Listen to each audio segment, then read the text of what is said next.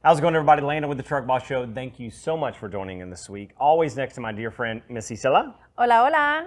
I think that's hi in Spanish. I'm not sure. If you want to go hick, I'd be glad to do it. Do you know hick? Hey, y'all. Is that right? I think that's right. Hey, get a part of this conversation.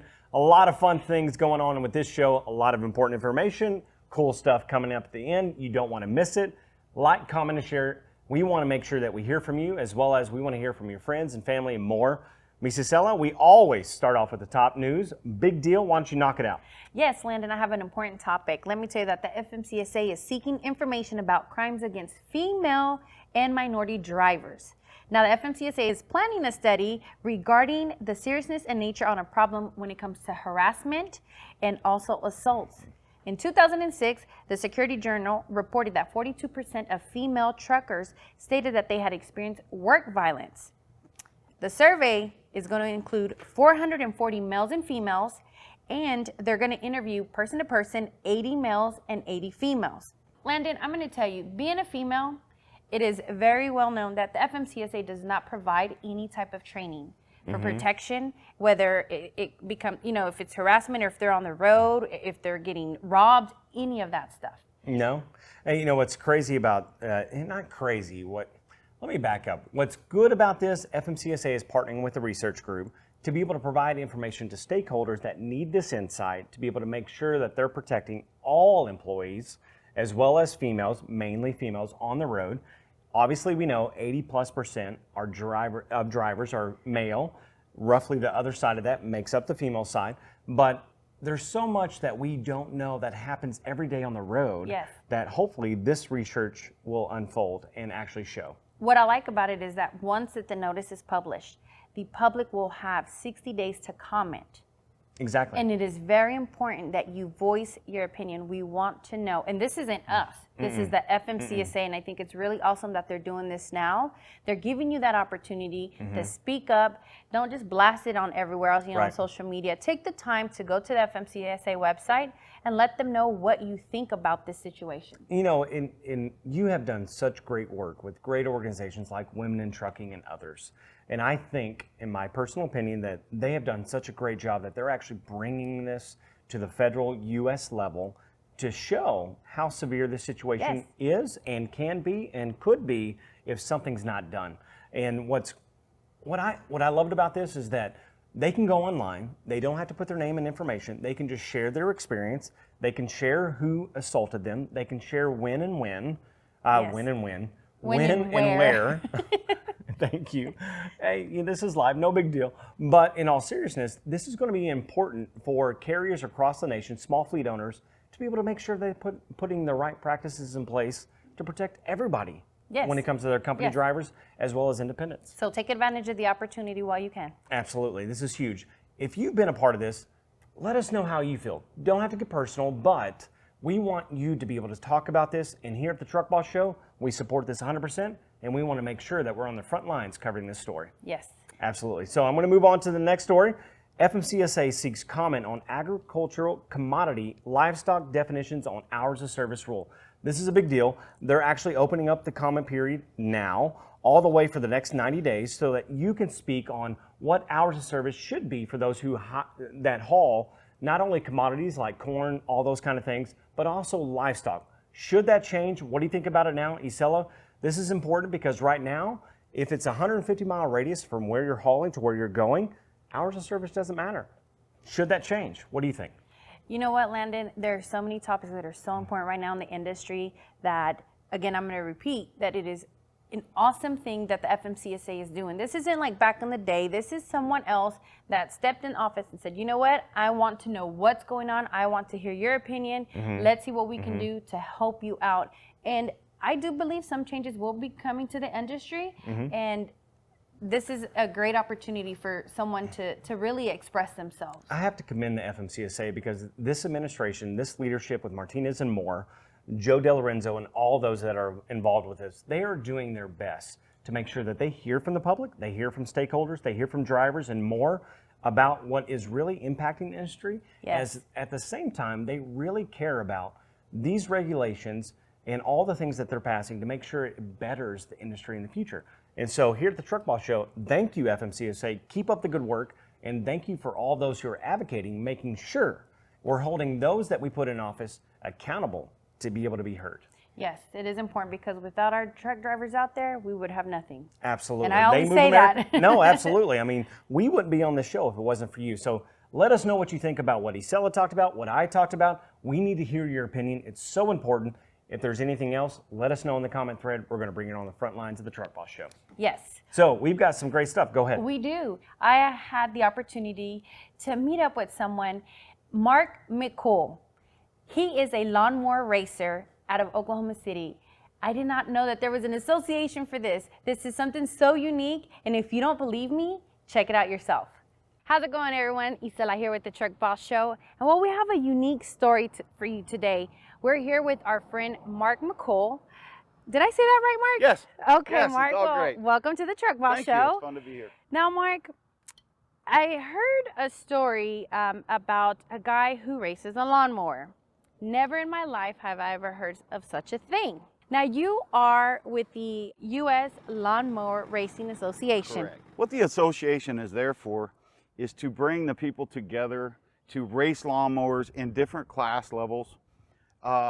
There's no money that changes hands. It's all about basically bragging rights at the end of the day and everyone having a good time. You are with the Mercedes.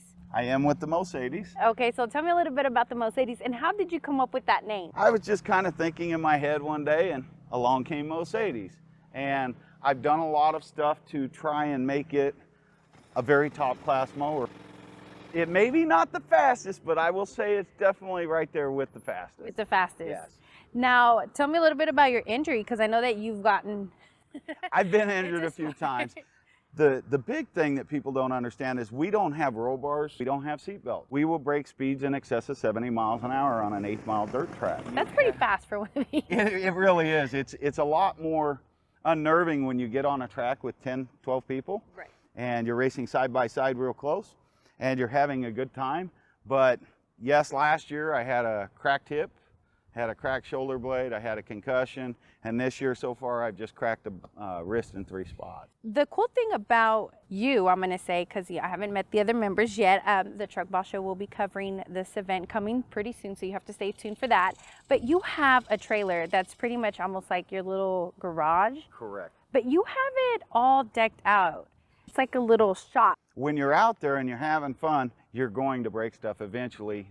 Hopefully not all the time, but eventually you're going to break something. So yes, we've got everything from a welder, generators, all the tools we need. You have it all. And it just makes it a lot easier and a lot more fun to get back out on the track. Now, where do these races take place? Claremore is where the U.S. Lawnmower Racing Association is out of, but there's also 2 other tracks here in Oklahoma where they do race lawnmowers. One is Winding Creek Raceway out in Pink, Oklahoma, and then you have the Grass Car track out in El Reno. Good part is for fans that want to go out, there is no charge for admission to go watch.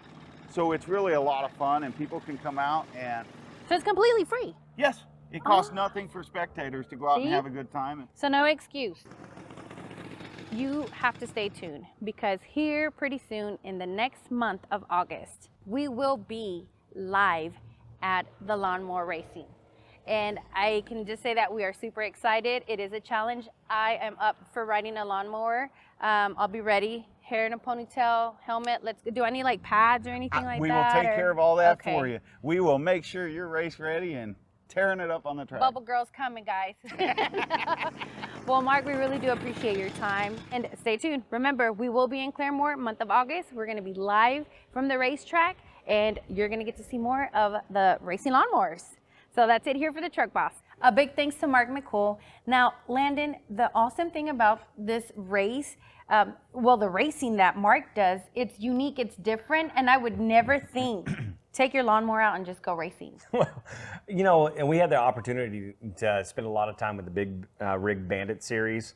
They soup up those trucks and they go 100 miles an hour around the, half-mile track. You know, seeing this and then seeing the lawnmower, up close and personal, what they do, it's crazy. I mean, honestly, I don't have the courage to do it. And no, I would not let my boys who are 17, 13, and 9, heck no, they would not be a part of it. But At you know least what? now. They get hurt too, just like the big rig racers and everyone who does the racing, they also get hurt. Mark is hurt right now. He hurt his wrist. I mean, talk about some It's adrenaline crazy. rush. It is. Who I'm needs pretty to go sure to a freaking roller coaster when you can jump on a lawnmower? Yes, and you know what? Just so you know, coming soon, so stay tuned because Truck Boss Show will be live at one of the races, and those take place in Claremore, Oklahoma. And Right in our own I'm not going to backyard. tell you everything, but you have to stay tuned because we're going to have a lot more coming from the Lawnmower Association. Word on the street is you're jumping on a lawnmower. Look, I could do it. I would do it. Of Can we course. put spinning Miss wheels on 40 my lawnmower? Ain't nothing that she ain't gonna do. I mean, that's it for me saying she's gonna do it and have a great time. Yes. So that's gonna be a lot of fun. Hey, let me jump into the next segment here. Big deal. Big thank you to everybody at Maplegrove Isela. If you missed any of it, we're not gonna keep talking about it. Check out this awesome video of all the highlights that we captured while we were there. Kind of started as just a little sort of get together, and then it grew and it grew, and now we have this huge truck show, and people come all over the country, and they camp here, and they bring their family, and they bring their friends, and they see people that they haven't seen all year. So it's kind of like a family reunion for truckers.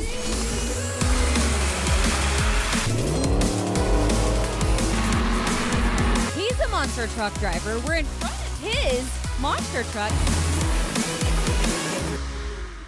Hope you enjoyed that video. Incredible experience. Isela, I loved every bit about it and all the things that we had the opportunity to do, and we can't wait to come back. No, it looked like it was a lot of fun.